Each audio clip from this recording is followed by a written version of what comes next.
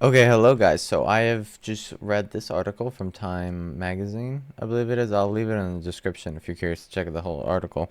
But now I have Control F the it's not apostrophes, the quotation marks to go over what was actually said by the creator, Graham Yost, and his overall input. So this part talks about the fact that the algorithm at the end of season 2, I guess spoilers, guys, spoilers, but why are you here? Okay, but anyways, talk about the fact that the algorithm chose Camille, and there's the quote here that says, writer and director Eric Avellino and I were in a jam on episode 9 of season 1. Sorry, I lost my place, but that's from Yost, Graham Yost. So they were trying to find a place for Juliet to hide out. They settled on Sims's house, which led to them think further about his life, leading to the creation of Camille, Sims's wife. So that's crazy. They didn't even have her as a thing till episode 9 of season 1. There's a quote here that says, I think you owe the audience some new stuff. You can't just be slavish on a direct translation from the page to the screen or slavish. He says, then we got Alexandria Riley, and it was like, oh my god, she's good. Let's write for her. He explains Riley's impressive performance led to an expanded role in season 2. And according to Yost, the decisions she made in season 2 impressed the all-knowing, all-listening voice that has chosen her for greater things. That presence detected something in her, a certain quality that would make her a great person to be and the best person available, head of IT. So, like, we've, like, confirmed that bro, Sims has just wanted to be head of IT, was wanted to be Bernard's shadow for years and years. He finally gets into the vault, and the algorithm's like, nah, I want your wife, bro. Your wife. So that's going to cause some conflicts. That's interesting. Okay, and then this section of the article talks about the fact that Juliet and Bernard go into the flames. And it says Yost wouldn't comment on the specific fates of Bernard or Juliet, but he was clear that the scene is a big deal. One thing that this show made clear in season 1 is anyone could die. The fire is not good, and there are very serious consequences. So, I mean, the fact that he says very serious consequences to this fire happening, I'm guessing Juliet lives and Bernard ends up very burned, but he still lives and he goes through something, some arc next season or something has to deal with, his burns. But I mean, that's just a guess. Now, here is the talk about the main ending. It says many creators would be satisfied to end the season on a major cliffhanger, puts the lives of its two biggest characters in jeopardy, but Silo saves its most shocking moment for something completely unexpected, a journey into the past hundreds of years before Silos even existed. So, yep, in the past, and from Graham Yost, it says one of the things I was looking forward to is going from the sound of fire in the airlock to rain over black and having the audience just go, sorry, what? Rain? There's no rain in the silo, Yost says.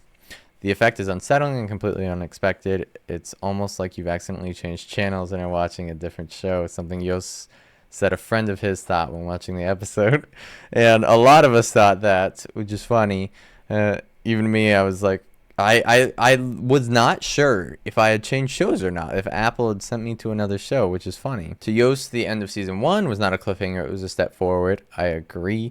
And similarly, he says the season 2 finale is another step forward, even if it's going back in time. The final scene takes place in Washington, D.C., where two people we've never seen before, Daniel and Helen, are meeting for the first time at a bar.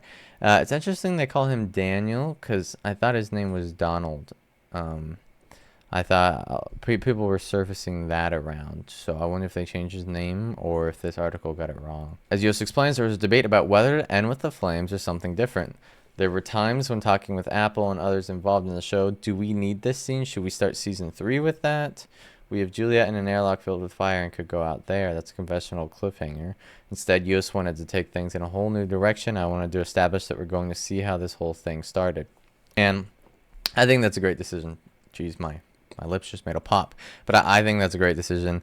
Cliffhanger would have been way more annoying. And as it already said in the article, season 1 finale expanded the world. And the season 2 finale expanded the world more and gets you more excited about the world expanding next season. I think that's important for a season to set up. She's particularly interested in a dirty bomb, particularly whether the rumors of one exploding New Orleans are real. So that's interesting. Or merely fabricated to advance the war between America and Iran. The end doesn't answer, instead choosing to leave. It's all vague, but it gives the viewer a chance to piece some details together. It was likely the bomb and the escalation of a war between America and Iran that led to the creation of the silos.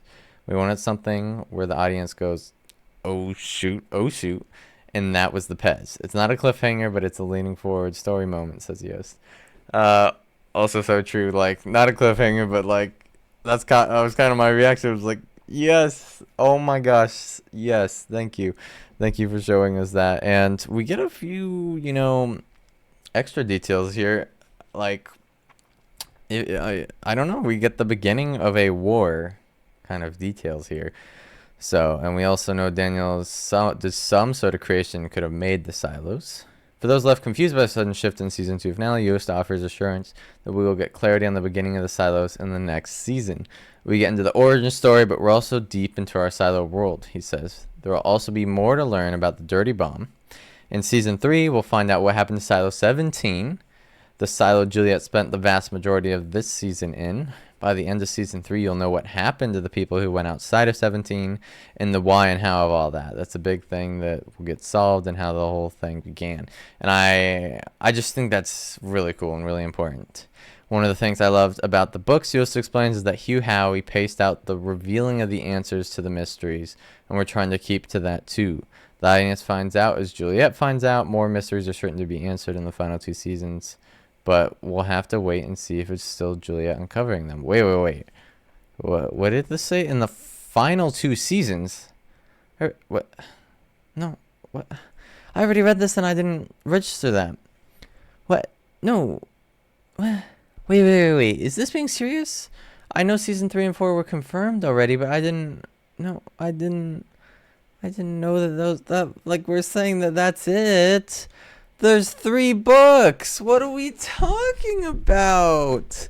The entire first book took 2 seasons. I thought we'd get at least 5, maybe 6. Yes, the Apple TV Plus series Silo will have 4 seasons, with Season 4 being the final season. The show is renewed for Season 3 and 4 in December 2020. The show's officially renewed for 2 more seasons. The show is set to end after Season 4. Are you kidding me? No.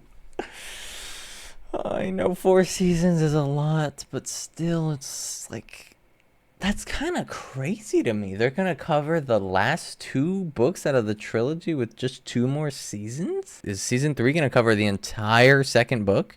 And Season 4 going to cover the entire final book? Is that what's going to happen? Maybe they heard some feedback, because I know a lot of people didn't like this season and thought it was boring or too slow. I mean, that's... You can have your own opinions, but I don't agree. You know, I felt like the setup was necessary to have the payoff that we did. And I enjoyed every episode. I'd rather have that, but they might just have every episode be kind of like crazier. And I don't necessarily want that. But damn, I'm sad. I was thinking we had 6 seasons, like optimistically. That's what I was thinking. Well, I learned something new in this video too that I did not know. And hopefully you guys learned some stuff. I love hearing the creator insight about the endings and whatnot. And it's way better than my insight. But thank you guys so much for watching. Severance is the new show I've been watching and reviewing and theories, whatnot. And I rewatched Season 1 on the Season 2 arrival. So I'm here for all that. I'm going to upload. Right, I probably did already upload by the time this is out. Severance Season 2 Episode 1, and I'll stay with the series, and hopefully y'all will too. So thank you guys so much for watching. Have a good rest of your day. Goodbye.